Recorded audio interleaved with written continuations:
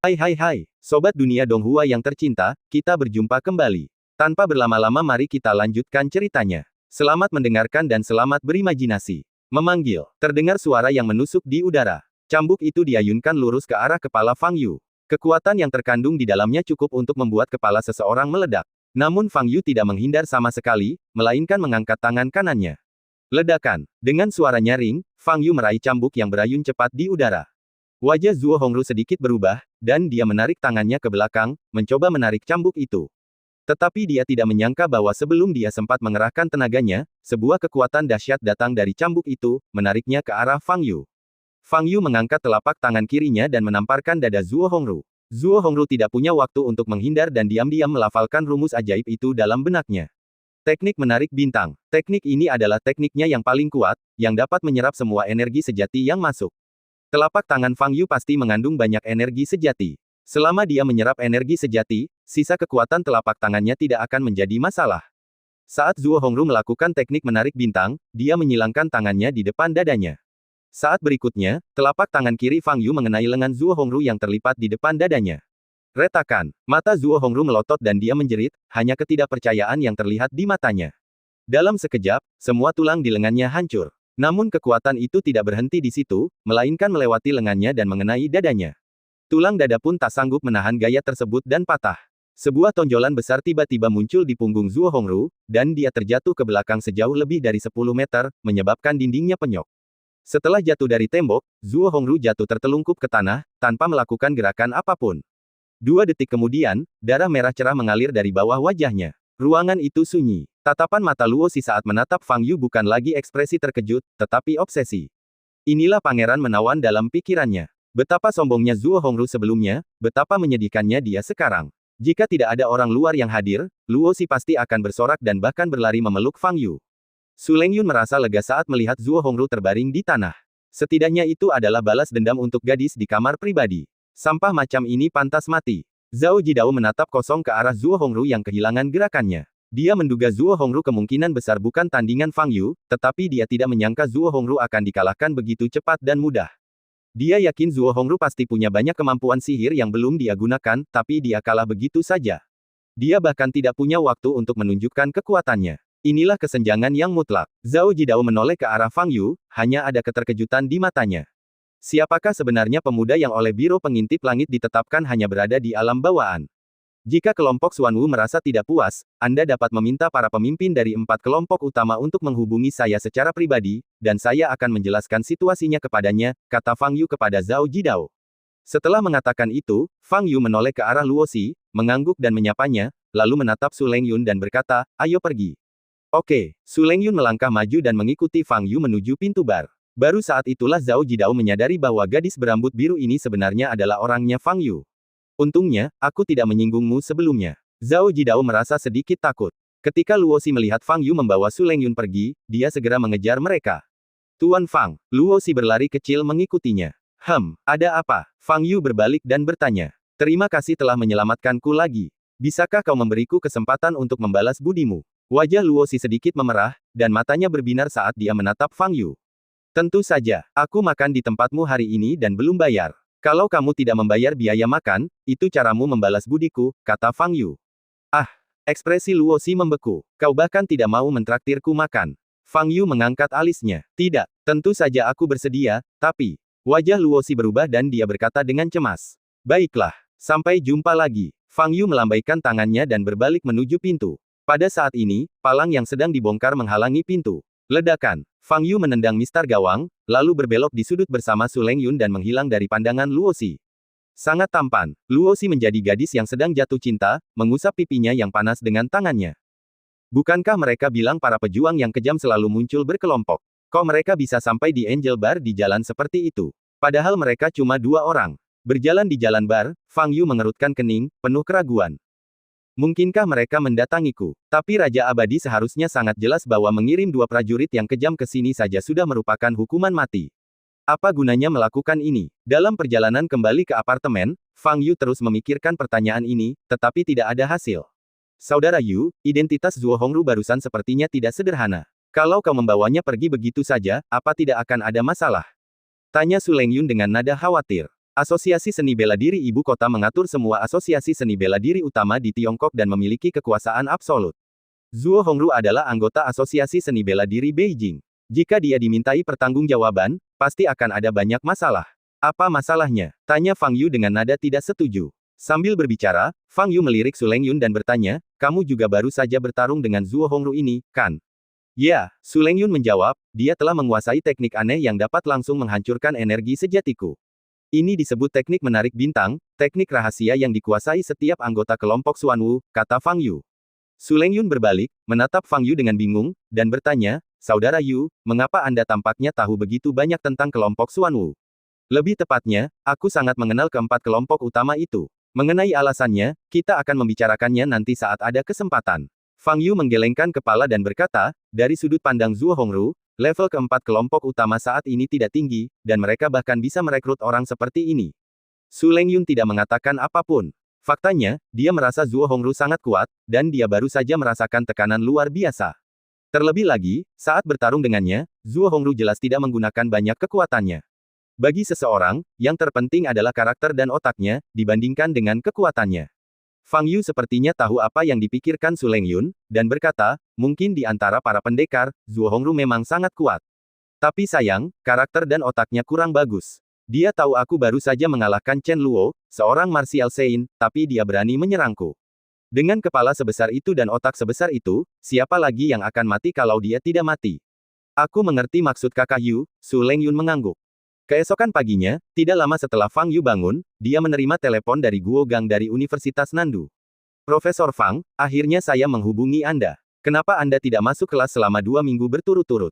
Semua mahasiswa bingung, dan tim pengajar sekolah seni juga sangat tidak puas, kata Guo Gang.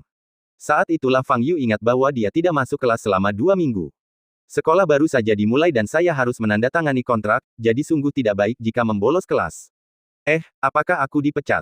Tanya Fang Yu. Tidak, kami sudah meminta dosen lain untuk menggantikanmu di kelas selama 2 minggu terakhir. Kamu ada kelas sore ini, jadi masuklah ke kelas seperti biasa. Soal masalah kelompok pengajar, aku akan membantumu menyelesaikannya. Tapi kamu tidak boleh membolos lagi setelah ini, kata Guo Gang dengan sungguh-sungguh. Jika dia tahu Fang Yu akan menimbulkan begitu banyak masalah, dia tidak akan pernah mempekerjakan Fang Yu sebagai profesor tamu. Namun kini dia berada dalam dilema dan hanya bisa membantu menyelesaikan masalahnya. Sore, ngomong-ngomong, hari ini Rabu. Baiklah, aku akan pergi ke kelas, kata Fang Yu. Sore, menimbang bahwa rambut biru Su Lengyun terlalu menarik perhatian, Fang Yu pergi ke Universitas Nandu sendirian, meninggalkan Su Lengyun di apartemen. Sekitar pukul 2, Fang Yu tiba di Universitas Nandu. Karena kelas dimulai pukul 2.30, Fang Yu berjalan-jalan di jalan sekolah di bawah gedung pengajaran. Di luar jalan sekolah terdapat lapangan olahraga, yang terbagi menjadi lapangan basket, lapangan voli, dan lapangan bulu tangkis. Fang Yu berjalan ke bangku batu di pinggir jalan sekolah dan duduk, diam-diam memperhatikan anak-anak muda ini berolahraga, menunggu waktu kelas dimulai. Pada saat ini, Fang Yu tiba-tiba menyadari bahwa ada banyak penonton yang berdiri di samping lapangan basket di depan. Sebagian besar penontonnya adalah perempuan, dan beberapa laki-laki. Mata mereka semua terfokus pada sosok di lapangan basket. Dia anak laki-laki tampan yang mengenakan jersey. Wajahnya bersudut, dengan sepasang alis tajam seperti pedang di atas mata hitam putihnya, dan sepasang bibir tipis yang membuatnya tampak semakin dingin. Pada saat ini, ia memegang bola dan berlari melintasi setengah lapangan. Setelah melewati 2 orang, anak laki-laki itu melompat 1 langkah di luar garis lemparan bebas, melompati 1 orang, dan mencelupkan bola dengan mantap. Gadis-gadis yang berdiri di samping lapangan basket berteriak terus-menerus. He Chen Chen sangat tampan. Aku sangat mencintainya, Aku merasa seperti akan pingsan. Sekelompok gadis sangat gembira dan bersorak untuk anak laki-laki bernama He Chen Chen di lapangan. He Chen Chen memasang ekspresi kosong di wajahnya dan berbalik serta berlari kembali ke lapangan belakang. Fang Yu memandangi sosoknya dan sedikit mengernyit. Anak laki-laki ini memancarkan aura yang sangat halus, yang membuat Fang Yu merasa agak familiar, tetapi ketika dia merasakannya dengan saksama, itu tampak aneh. Pada saat ini, He Chen Chen tampaknya menyadari tatapan Fang Yu dan menatapnya. Keduanya saling berpandangan kurang dari sedetik, lalu mengalihkan pandangan. Fang Yu duduk di bangku batu, tanpa berpikir panjang, dan menoleh ke sisi lain. Tiba-tiba sepasang tangan putih dan lembut terentang dari belakang dan menutupi matanya. Coba tebak aku siapa? Sebuah suara yang terkesan berat namun tetap mengandung sedikit nada genit terdengar dari belakang. Cui, kata Fang Yu tanpa menoleh. Tidak, coba tebak lagi, jawab pihak lainnya. Xiao Hong. Fang Yu berkata lagi. Tidak, Coba tebak lagi. Nada bicara pihak lain jelas agak kesal. Mungkinkah Ruhua? Fang Yu bertanya dengan ragu. Fang Yu, kapan kau kenal begitu banyak gadis? Tang Xiaorou tak kuasa menahan diri lagi, dan berjalan tepat di depan Fang Yu, bertanya dengan cemberut. Fang Yu menatap Tang Xiaorou dan tidak berkata apa-apa. Tang Xiaorou mendengus marah, dan bertanya lagi, kemana saja kamu selama 2 minggu ini? Aku pergi bepergian ke utara, kata Fang Yu. Bepergian, hanya untuk bersenang-senang dan mengabaikan pekerjaan. Apa kau tidak takut gelar profesor tamumu akan dicabut? Tanya Tang Xiaorou sambil duduk di sebelah Fang Yu. Fang Yu tidak menjawab pertanyaan itu, tetapi melirik arlojinya. Saat itu sudah pukul 2.20 siang dan masih ada 10 menit sebelum kelas dimulai. Fang Yu berdiri dan meregangkan badan. Apakah kamu kenal orang itu? Tanya Fang Yu. Siapa? Tang Xiaorou mengikuti arah pandang Fang Yu dan melihat He Chen Chen dikelilingi oleh banyak gadis di depannya. Wajahnya sedikit berubah dan ia berkata, aku kenal dia. Namanya He Chen Chen. Dia mahasiswa baru di Fakultas Matematika. Dia sangat terkenal di kalangan gadis-gadis. Gadis-gadis di kelasku membicarakannya setiap hari. Fang Yu mengangguk dan bertanya, apakah kamu tahu sesuatu tentang latar belakang keluarganya? Petik 2. Kudengar dari teman-teman perempuan di kelasku bahwa dia berasal dari keluarga misterius di Huaibei, tapi ada juga yang bilang dia hanya murid biasa. Tang Xiaorou mengusap wajahnya dan berkata, baiklah, ayo kembali ke kelas untuk belajar. Fang Yu melirik He Chen Chen di lapangan basket lagi, lalu berbalik dan berjalan menuju gedung sekolah. Tang Xiaorou segera mengikuti Fang Yu dan bertanya, Fang Yu, kenapa kau banyak bertanya tentang He Chen Chen? Dia bukan mahasiswa fakultas seni. Tidak apa-apa, hanya penasaran, jawab Fang Yu. Mata indah Tang Xiaorou dipenuhi kecurigaan. Ia menatap Fang Yu beberapa detik sebelum mengalihkan pandangannya. Keduanya naik ke atas bersama-sama dan masuk ke ruang kelas. Saat Fang Yu mengajar kelas pertamanya, kelasnya penuh sesak. Banyak mahasiswa terpaksa berdiri di ruang terbuka di belakang kelas untuk mendengarkan ceramah. Kelas ini cukup populer. Namun kali ini ketika saya tiba di kelas, suasananya jauh lebih tenang. Ruang kuliah super besar yang mampu menampung 200 orang hanya terisi kurang dari sepertiganya, dan kursi-kursinya tersebar. Profesor yang mengajar kelas itu disebut iblis oleh para mahasiswa fakultas seni, jadi banyak mahasiswa yang tidak mau mengikuti kelas ini setelahnya. Sebelum memasuki kelas, Tang Xiaorou berbisik kepada Fang Yu. Fang Yu mengangguk, ekspresinya tidak berubah. Dia datang sebagai profesor tamu bukan karena dia benar-benar ingin mengajar mahasiswa, tetapi karena dia belum pernah mencoba profesi ini sebelumnya dan merasa itu agak baru. Tidak peduli berapapun jumlah siswanya, kelasnya tetap sama, tidak ada perbedaan. Setelah memasuki kelas, Tang Xiaorou berjalan ke tempat duduknya dan duduk di barisan pertama. Fang Yu berjalan menuju podium. Para murid di tempat duduk mereka asyik mengobrol satu sama lain atau bermain dengan ponsel mereka, dan tidak seorang pun menyadari kedatangan Fang Yu. Bel, kelompok siswa itu tidak melihat ke atas sampai bel berbunyi. Ketika mereka melihat Fang Yu di podium, wajah mereka berubah. Bukankah ini Profesor Fang yang dulu? Bukankah katanya beliau sudah mengundurkan diri? Kenapa beliau kembali lagi? Ya, mengapa Profesor Fang kembali? Sialan, iblis perempuan itu akhirnya pergi. Fajar sudah menyingsing, saudara-saudara. Kebanyakan siswa yang menghadiri kelas pertama memiliki kesan baik terhadap Fang Yu. Terutama setelah itu, ketika iblis perempuan datang menggantikan kelas, itu membentuk kontras yang tajam. Banyak siswa yang bersorak. Pada saat ini, separuh kelas sudah terisi, sekitar 100 orang. Fang Yu berdeham dan hendak berbicara. Kakak, pada saat ini, suara derap sepatu hak tinggi terdengar dari pintu depan kelas. Seorang wanita setengah baya, mungkin berusia 40-an atau 50-an, masuk dari luar pintu. Dia melirik murid-murid di kelas, lalu menatap Fang Yu. Wajahnya yang sedikit kasar langsung berubah muram dan dia berjalan cepat menuju podium. Setelah wanita itu muncul, kelas yang awalnya agak berisik, langsung menjadi sunyi. Mengapa setan perempuan ada di sini? Para siswa tampak bingung. Kamu dari kelas mana? Kenapa belum kembali ke tempat dudukmu saat kelas dimulai? Ngapain kamu berdiri di sini? Wanita itu menghampiri Fang Yu dan menghujaninya dengan pertanyaan. Nama saya Fang Yu. Saya yang mengajar mata kuliah ini sebelumnya. Apa Guo Gang tidak memberitahu saya? Tanya Fang Yu dengan tenang. Fang Yu, apakah itu profesor tamu? Tanya wanita itu sambil menyipitkan mata. Ya, saya meninggalkan Huaibei 2 minggu lalu karena beberapa hal, dan sekarang saya kembali. Fang Yu menjelaskan. Saya tidak peduli siapa orangnya. Saya belum menerima pemberitahuan apapun. Seharusnya saya yang mengajar kelas ini, dan saya tidak mau dikurangi nilainya karena kehadiran sempurna. Kata wanita itu. Melihat ekspresi dominan wanita ini, Fang Yu mengerutkan kening. Apakah Guo Gang benar-benar tidak memberitahunya? Lalu, haruskah dia tetap menghadiri kelas ini? Siapa namamu? Tanya Fang Yu. Saya Mo Juan, jawab wanita itu. Apakah dia seorang guru dari fakultas seni? Fang Yu bertanya lagi. Tentu saja, saya sudah bekerja di Universitas Nandu selama hampir 10 tahun. Mo Juan menjawab dengan tidak sabar, kalau ada pertanyaan, silakan bertanya nanti saja, jangan tunda kuliah mahasiswa. Dia dari sekolah seni. Lalu kenapa aku tidak melihatnya di pertemuan sekolah seni sebelumnya? Tanya Fang Yu lagi. Wajah Mo Juan berkedut sedikit. Pertanyaan ini langsung menusuk hatinya. Hanya anggota fakultas dengan pangkat profesor madya atau lebih tinggi yang dapat menghadiri pertemuan yang diadakan oleh sekolah seni sebelum dimulainya tahun ajaran. Dia telah bekerja di Universitas Nandu selama 10 tahun dan menerima ulasan negatif dari mahasiswa setiap tahun. Oleh karena itu, meskipun pekerja lama tersebut memegang jabatan tinggi, ia tidak dapat dipromosikan ke jabatan profesional yang lebih tinggi. Ia tetap hanya seorang dosen dan tidak memenuhi syarat untuk berpartisipasi dalam pertemuan pengajaran dan penelitian di sekolah seni rupa. Seorang profesor tamu dari luar tidak masuk kelas selama 2 minggu berturut-turut. Tim pengajar sudah mempertimbangkan untuk memecatnya. Kenapa kamu masih banyak bicara? Keluar dari sini sekarang juga dan jangan ganggu kelasku. Teriak Mo Juan. Pada saat ini, para siswa yang duduk di kelas semuanya diam-diam mengkhawatirkan Fang Yu. Mo Juan dijuluki iblis wanita, terutama karena sikapnya. Kecuali saat menghadapi atasannya, dia selalu berwajah kejam dan selalu bersikap kasar kepada siapa saja yang ditemuinya. Jika suasana hatinya sedang buruk, dia bahkan bisa menuliskan nama belasan siswa dalam satu kelas dan menyerahkan mereka untuk dihukum.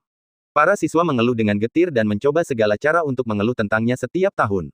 Tetapi suaminya adalah tokoh senior di sekolah, jadi seberapapun ia mengeluh, semuanya sia-sia. Sekarang Fang Yu dan Mo Juan sedang berdebat.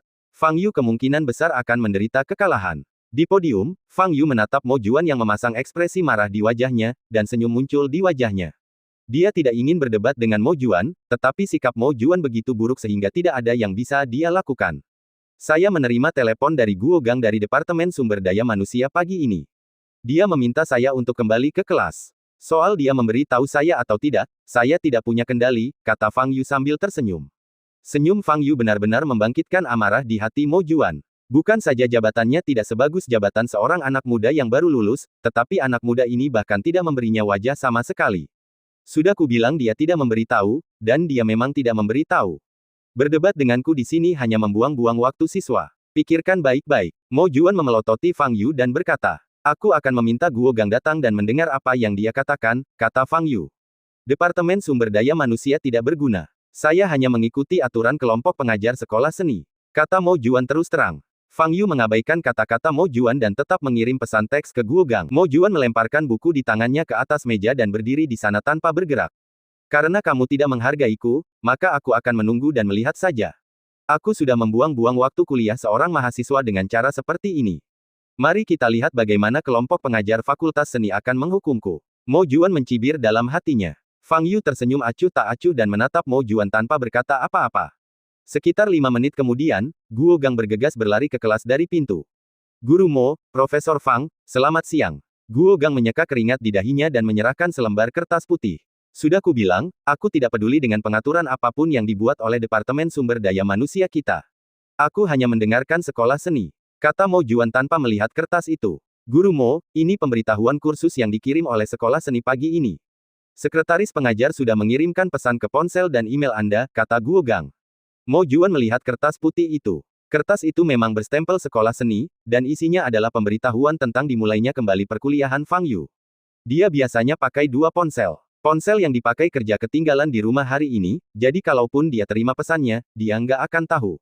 Menghadapi pemberitahuan ini, Mo Juan tampak malu. Dia berdebat dengan Fang Yu di depan banyak siswa dan akhirnya kalah. Sungguh membuat frustrasi. Tetapi menghadapi pemberitahuan ini, dia tidak berdaya untuk membantah apapun. Lain kali, beritahu aku langsung. Aku tidak membawa ponsel setiap hari. Bagaimana mungkin Departemen SDM-mu begitu ceroboh? Mo Juan mengoceh tanpa henti, lalu memelototi Fang Yu dengan tajam, mengambil buku, dan berjalan keluar.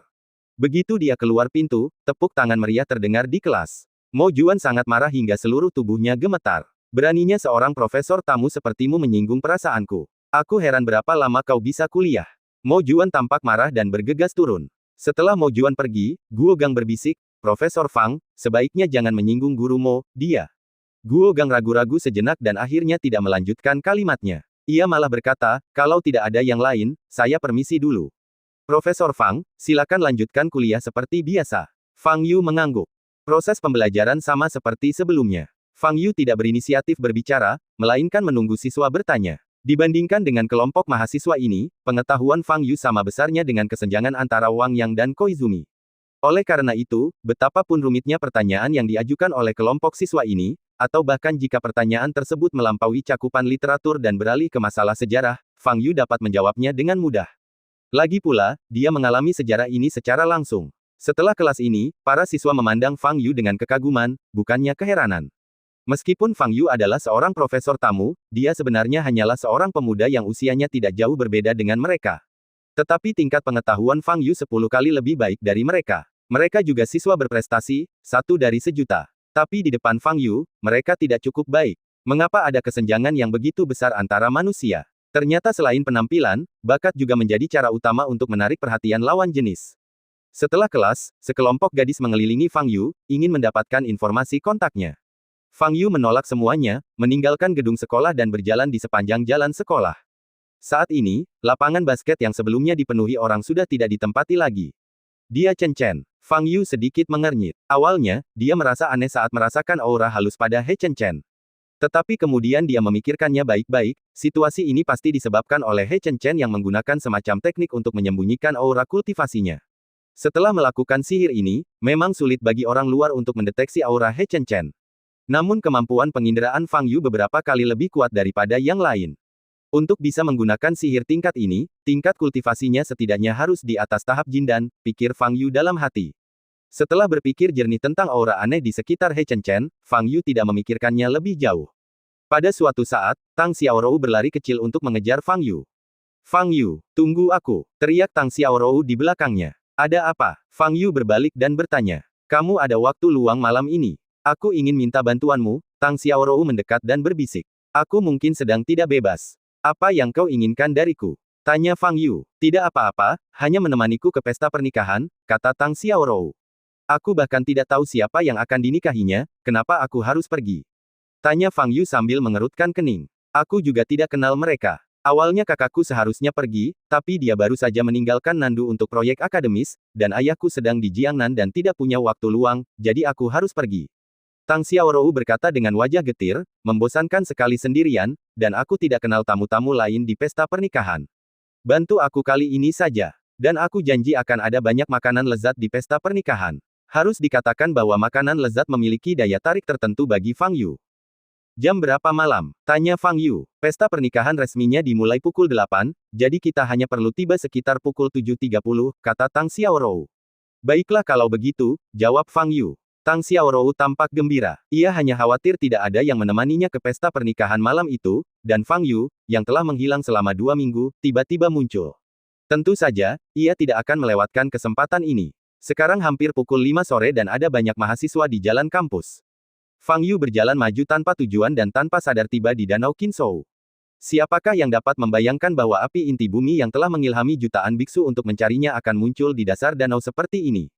Fang Yu berdiri di depan pagar pembatas dan memandang ke depan, dia bisa melihat danau yang tenang dan tak berbatas. Tang Xiaorou berdiri di samping Fang Yu dan juga melihat ke kejauhan. Namun dia tidak begitu tertarik dengan pemandangan.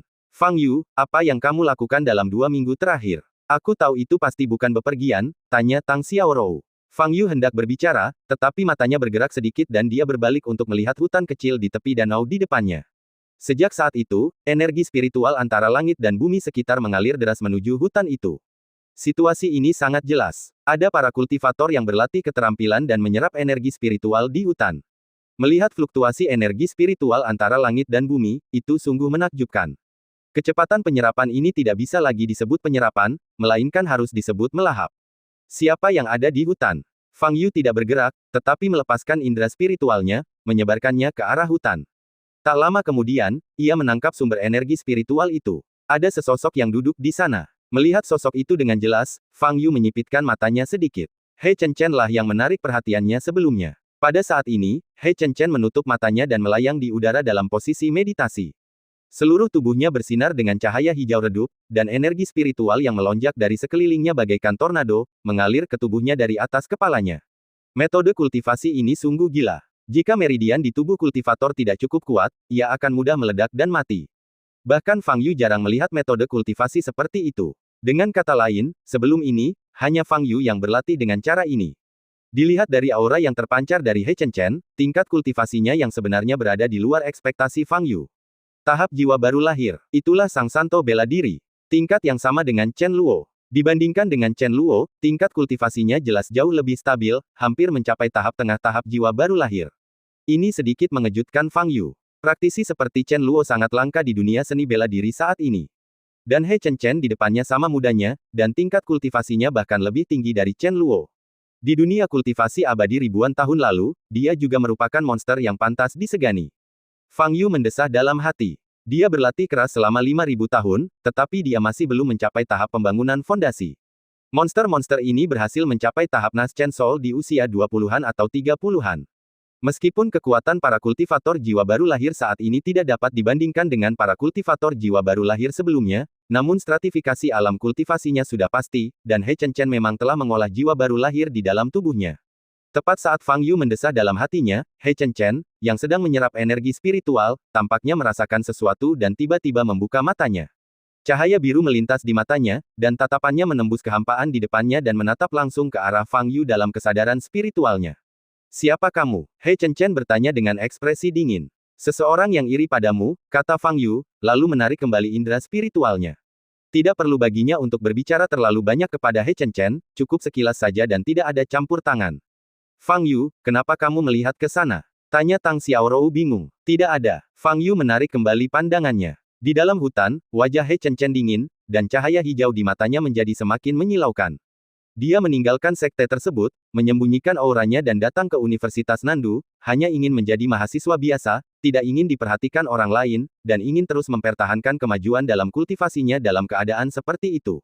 Namun karena penampilannya, ia tetap saja menarik perhatian. Tapi bukan itu intinya. Intinya, identitasnya sebagai seorang biarawan telah terungkap. Pihak lain mampu menggunakan indera spiritual untuk memata-matai, wilayahnya pasti berada di atas tahap jiwa baru lahir.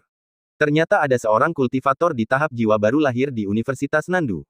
Panggilan. He Chen menyatukan kedua tangannya dan berhenti menyerap energi spiritual. Kakinya mendarat di tanah, dan cahaya hijau di tubuhnya menghilang. Pihak lain sepertinya tidak punya niat buruk, dia juga bukan anggota sekte iblis. Baiklah, kita abaikan saja dia untuk saat ini. He Chen berjalan perlahan keluar dari hutan. Karena dia harus menghadiri pesta pernikahan Tang Xiaorou, Fang Yu tidak kembali ke apartemen, tetapi mengikutinya kembali ke rumah Tang Xiaorou. Untuk memudahkan anak-anaknya bersekolah, Tang Mingde membeli sebuah villa di distrik Villa Jinyu di sebelah Universitas Nandu.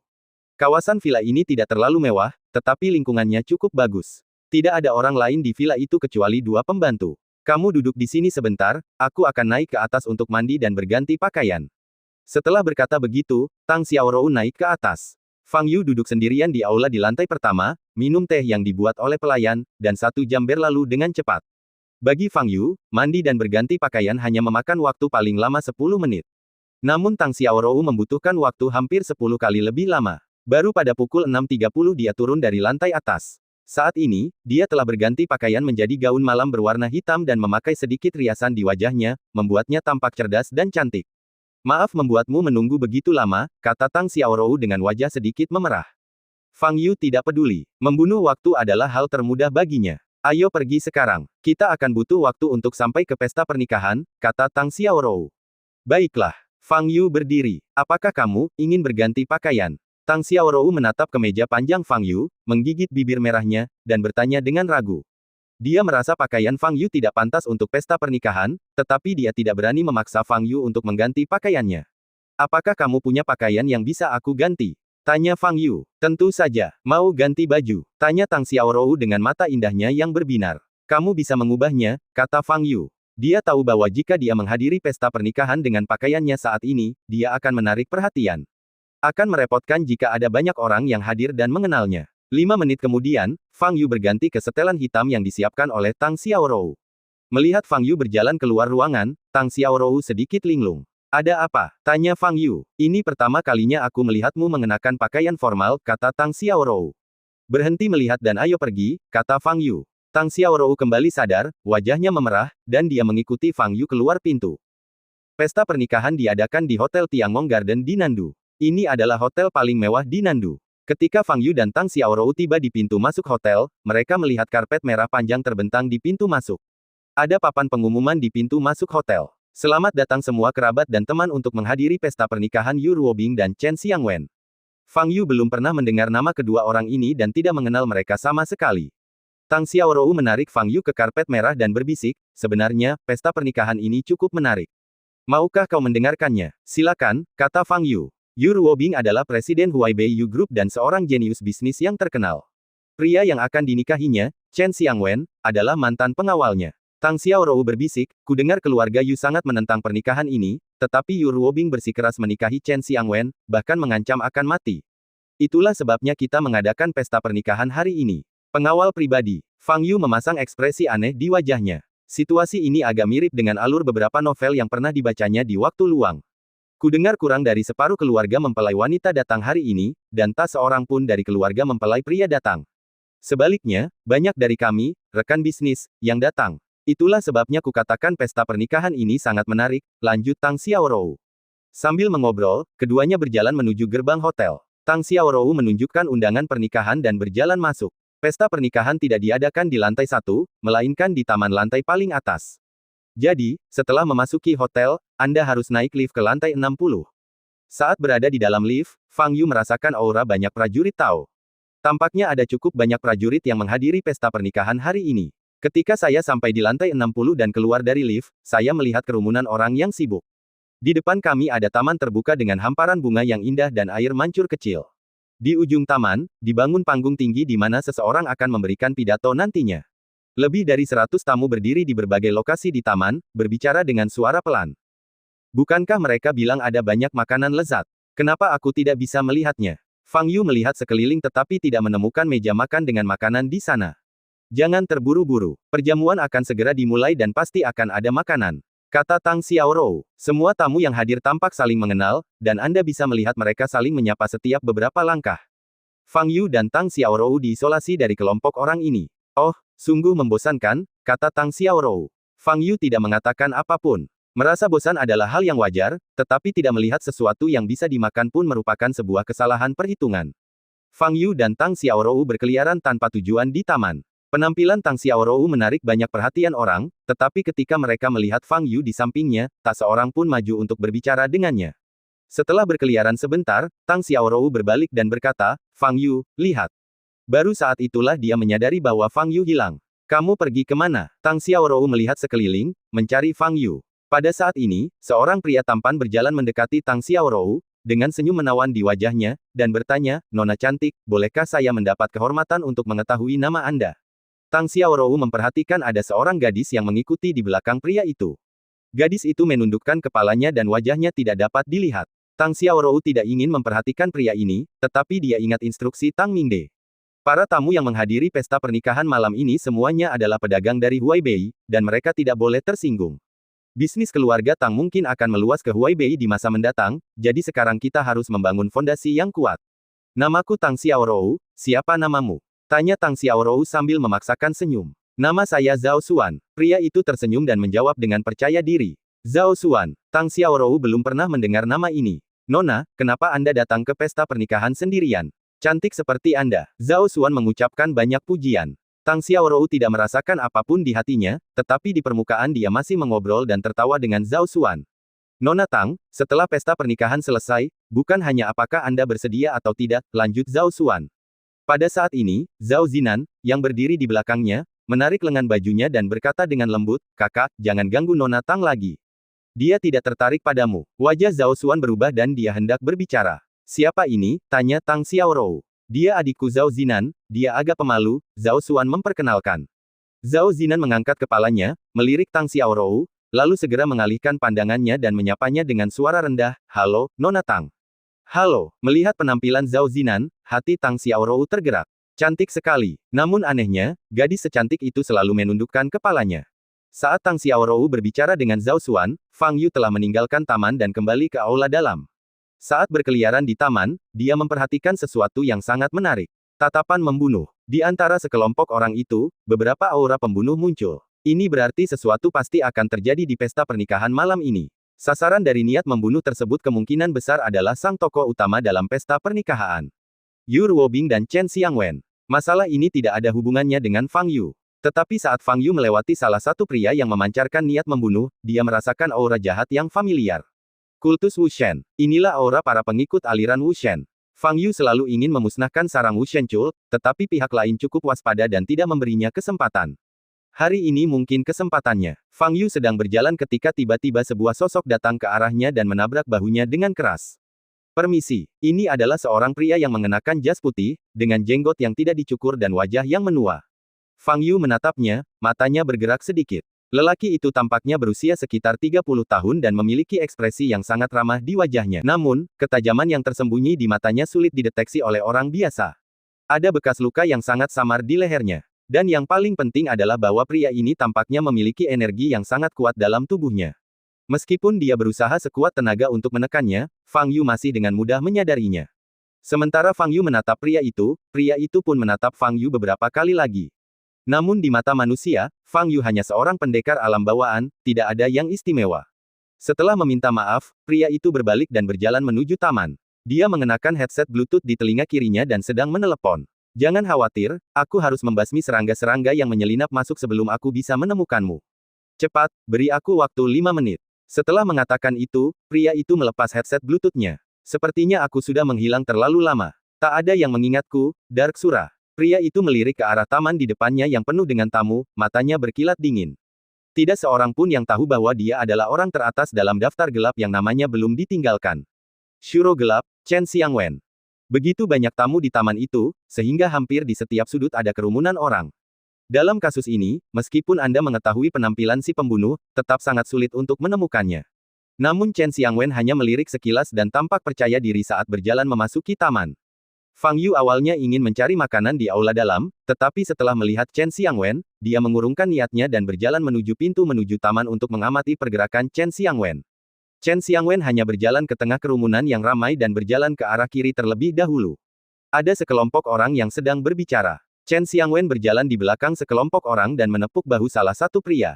Pria itu berbalik dan melihat Chen Xiangwen. Ada sesuatu yang aneh terpancar di matanya, tetapi ia segera menunjukkan ekspresi bingung dan bertanya, "Permisi, ada yang bisa saya bantu?" Chen Xiangwen membuka mulut dan mengucapkan beberapa patah kata, tetapi pria itu jelas tidak dapat mendengar dengan jelas. Di sini agak berisik, ayo kita bicara di sini, kata Chen Xiangwen kepada pria itu, mengisyaratkannya untuk berjalan ke ruang terbuka kecil di belakang. Pria itu sedikit mengernyit, tampak menyadari bahayanya. Pada saat ini, Chen Xiangwen tiba-tiba mengangkat tangan kanannya, menekannya di dada kiri pria itu, lalu dengan cepat menariknya kembali. Serangkaian gerakan ini dilakukan dengan sangat cepat, sedemikian cepatnya sehingga mustahil untuk dilihat dengan jelas. Tetapi anehnya, lelaki itu tidak memiliki luka di dada kirinya dan masih berdiri di sana. Fang Yu menyipitkan matanya sedikit. Dia tahu betul bahwa lelaki itu sudah mati. Mengenai bagaimana Chen Xiangwen melakukannya, tidak sulit untuk menebaknya. Kemungkinan besar ia memegang senjata tajam seperti jarum perak di tangan kanannya, yang cukup untuk membunuh dengan satu pukulan tanpa menimbulkan terlalu banyak suara. Setelah berurusan dengan pria itu, Chen Xiangwen berbalik dan pergi. Pria itu masih berdiri di sana seperti boneka, membelakangi kerumunan, tidak bergerak.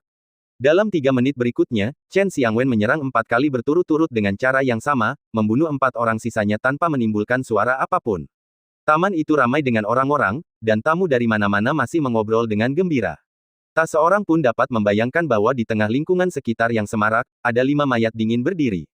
Setelah berhadapan dengan kelima pembunuh itu, Chen Xiangwen kembali ke aula dalam dengan ekspresi tenang. Ketika dia memasuki aula dalam, dia melihat Fang Yu lagi. Keduanya saling memandang lagi. Chen Xiangwen dalam suasana hati yang baik dan tersenyum pada Fang Yu. Fang Yu hendak mengatakan sesuatu ketika Chen Xiangwen tiba-tiba merogoh saku celananya dan mengeluarkan ponselnya. Semua serangga sudah tersapu. Aku sedang dalam perjalanan pulang. Jangan khawatir, aku akan kembali dalam 30 detik, kata Chen Xiangwen, lalu ia berlari kecil dan segera berlari keluar dari aula dalam. Fang Yu menatap kepergian Chen Xiangwen sambil berpikir. Sebenarnya, dia hanya ingin mengingatkan Chen Xiangwen bahwa masih ada pembunuh yang belum ditangani. Namun Chen Xiangwen berjalan terlalu cepat, jadi dia harus menyerah. Fang Yu berbalik dan perlahan berjalan memasuki taman. Di sudut taman, berdiri seorang pria. Pria itu tersenyum dan berbicara dengan orang lain. Dan dialah orangnya yang membuat Fang Yu merasakan aura sekte Wushen. Chen Xiangwen menangani 5 pembunuh lain yang jelas, namun kehilangan orang ini yang bersembunyi sangat dalam. Nona Tang, asalmu dari mana? Aku belum pernah melihatmu sebelumnya. Di samping air mancur, Zhao Xuan masih mengobrol dengan Tang Xiaorou. Saya dari Jiangnan, jawab Tang Xiaorou. Semakin banyak dia berbicara dengan Zhao Xuan, semakin bosan dia rasakan. Dia bukan orang yang banyak bicara dan tidak ingin berurusan dengan orang yang tidak dikenalnya. Kemana perginya Fang Yu? Tang Xiaorou sangat cemas. Sebagai seorang playboy yang telah berkencan dengan banyak wanita, Zhao Xuan jelas dapat merasakan bahwa Tang Xiaorou tidak tertarik dengan topik pembicaraannya saat ini. Namun saat ini, dia tidak panik. Temukan saja cara untuk mengganti topik pembicaraan. Nona Tang, saya ingin tahu apakah Anda pernah mendengar tentang... Zhao Xuan sedang berbicara ketika dia melihat sekilas Fang Yu berjalan di belakang Tang Xiaorou. Tuan Muda Fang, ekspresi Zhao Xuan langsung berubah hormat. Mendengar nama itu, Zhao Zinan yang sedari tadi menunduk tiba-tiba mendongak. Saat melihat Fang Yu mendekat, mata obsidiannya berbinar. Fang Yu mengangguk pada Zhao Xuan. Akhirnya kamu kembali. Kemana kamu pergi tadi? Tanya Tang Xiaorou dengan sedih. Aku pergi ke aula dalam untuk mencari sesuatu untuk dimakan, tapi tetap tidak menemukan apapun, jawab Fang Yu. Katanya akan ada makanan saat jamuan makan dimulai. Kenapa kamu terburu-buru sekali, gumam Tang Xiaorou. Melihat dua orang itu berbicara, jantung Zhao Xuan berdebar kencang. Mungkinkah Nona Tang di depanku ini adalah wanita Tuan Fang? Lalu bukankah apa yang dilakukannya sebelumnya merupakan usaha untuk mencuri gadis Fang Yu? Selesai. Wajah Zhao Xuan memucat, dan ia segera berkata, Tuan Muda Fang, saya baru saja mengobrol sebentar dengan Nona Tang, dan Anda muncul. Kita memang ditakdirkan untuk bertemu, haha. Fang Yu tidak mengatakan apa-apa, tetapi dia memperhatikan tatapan Zhao Zinan dan menoleh. Zhao Zinan menggigil seluruh tubuhnya dan buru-buru mengalihkan pandangannya ke tanah, telinganya memerah. Zinan, ini Tuan Muda Fang Yu. Anda pernah bertemu dengannya sebelumnya dan dia membantu Anda. Cepat dan sapa, kata Zhao Xuan. Halo, Tuan Fang. Zhao Zinan masih tak berani mendongak. Ia membungkuk ringan kepada Fang Yu dan berkata. Fang Yu mengangguk dan tidak mengatakan apapun. Melihat sikap hormat Zhao Xuan terhadap Fang Yu dan rasa malu Zhao Zinan, Tang Xiaorou tampak curiga. Namun sebelum dia sempat bertanya, sebuah suara datang dari panggung yang dibangun di depan taman. Selamat malam, bapak-bapak dan ibu-ibu yang terhormat. Terima kasih atas kedatangan bapak-bapak dan ibu-ibu semua malam ini untuk menghadiri resepsi pernikahan Bapak Chen Xiangwen dan Ibu Yu Ruobing. Seorang pembawa acara berpakaian jas berdiri di podium, memegang mikrofon dan menyampaikan pidato. Taman itu langsung menjadi sunyi dan semua tamu memandang ke arah peron. Pembawa acara mengucapkan banyak kata tentang pemberkatan pernikahan, lalu berseru lantang, selanjutnya, mari kita undang para tokoh utama malam ini, kedua pengantin baru, untuk naik ke atas panggung. Mari kita beri tepuk tangan. Tepuk tangan meriah langsung terdengar di taman. Alunan musik pernikahan pun terdengar, memenuhi seluruh taman. Seorang wanita cantik bertubuh ramping dalam balutan congsam merah, menggandeng tangan seorang pria yang tampak lapuk, keluar dari aula dalam dan perlahan berjalan menuju panggung di sepanjang karpet merah yang terbentang di taman. Wanita cantik itu adalah Presiden Yu Group, Yu Ruobing. Dan pria itu adalah Chen Xiangwen. Keduanya saling berpegangan tangan dan mengangguk kepada pengunjung di kedua sisi dengan senyum di wajah mereka. Para tamu dari kedua belah pihak bertepuk tangan dan menyaksikan pasangan pengantin baru itu berjalan menuju panggung. Meskipun pernikahan ini agak kontroversial, karena mereka ada di sini, mereka tentu tidak akan menutup-nutupinya. Yu Ruobing adalah Presiden Yu Group saat ini. Mengingat bakatnya, kemungkinan besar ia akan menjadi penanggung jawab Yu Group di masa mendatang. Oleh karena itu, tidak salah jika menjalin hubungan baik dengan Yu Ruobing. Tentu saja, setelah melihat penampilan dan temperamen pengawal pribadi Chen Xiangwen yang dikabarkan, banyak tamu pria yang hadir tidak dapat menahan rasa cemburu. Bagaimana mungkin pria berpenampilan biasa dan tak bercukur ini pantas mendapatkan Yu Ruobing, seorang tokoh terkenal di kalangan bisnis Huaibei? Tidak apa-apa jika laki-laki ini punya latar belakang keluarga yang luar biasa, tapi dia bahkan tidak punya anggota keluarga, jadi bagaimana mungkin dia punya kekayaan? Ini benar-benar versi nyata seekor katak memakan daging angsa. Banyak tamu pria memandang Chen Xiangwen dengan senyum palsu di wajah mereka, dan hati mereka dipenuhi kecemburuan hingga berdarah. Apakah kamu gugup? Tanya Chen Xiangwen dengan suara rendah. Tidak, aku sudah sering menghadiri acara seperti ini, mana mungkin aku gugup. Tapi, jangan membuatku malu kalau bicara nanti. Kalau tidak, aku tidak akan memaafkanmu, kata Yu Ruobing dengan dingin dan mendengus. Aku hanya akan bicara sebentar, lalu aku akan kembali. Jangan khawatir, kata Chen Xiangwen sambil tersenyum. Keduanya berjalan ke atas panggung di bawah perhatian semua orang. Sebagian besar orang di taman memusatkan perhatian mereka pada pasangan pengantin baru itu. Namun Fang Yu sedang menatap pria di sudut seberang. Saat itu, pria itu, seperti tamu lainnya, hanya menatap podium tanpa melakukan tindakan apapun.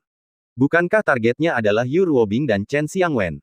Fang Yu mengerutkan kening, bingung. Selanjutnya, mari kita sambut pengantin pria kita, Tuan Chen Xiangwen, untuk menyampaikan pidato, ujar pembawa acara sambil menyerahkan mikrofon kepada Chen Xiangwen. Yu Ruobing berbalik dan menatap Chen Xiangwen. Baiklah, terima kasih semuanya sudah datang ke pesta pernikahan kami, terima kasih. Setelah mengucapkan itu, Chen Xiangwen mengembalikan mikrofon kepada pembawa acara.